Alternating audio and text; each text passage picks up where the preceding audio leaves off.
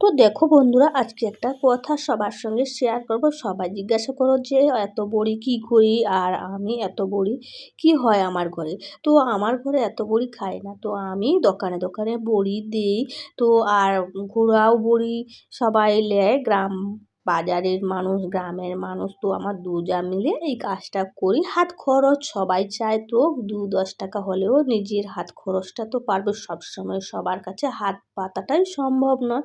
তো সবাই বলে ঝাল হয় না, ঝাল হয় না। কত যতই লঙ্কা দাও বড়িতে, কিন্তু বড়ির ঝাল লাগে না। তার জন্য দেখো, মানে শুকনো লঙ্কা বাটা দিয়েছি, আবার হলদা কুটকি গাছে ছিল সেগুলোকে নিয়ে এসে কুচি কুচি করে দিয়েছি, দিয়ে ছাদে চলে এসেছি। দুই যা মিলে বড়ি দিচ্ছি। তো নেটের উপরে বড়ি দিলে কিন্তু খুব সুন্দরভাবে উঠে যায়। তো ছাদের উপরে আমাদের ফ্রেম তৈরি করা আছে, ফ্রেমের উপরে নেটটা পেতে দিই। তোমাদের ভিডিওটি কেমন লাগলো অবশ্যই টাটা টাটা টাটা।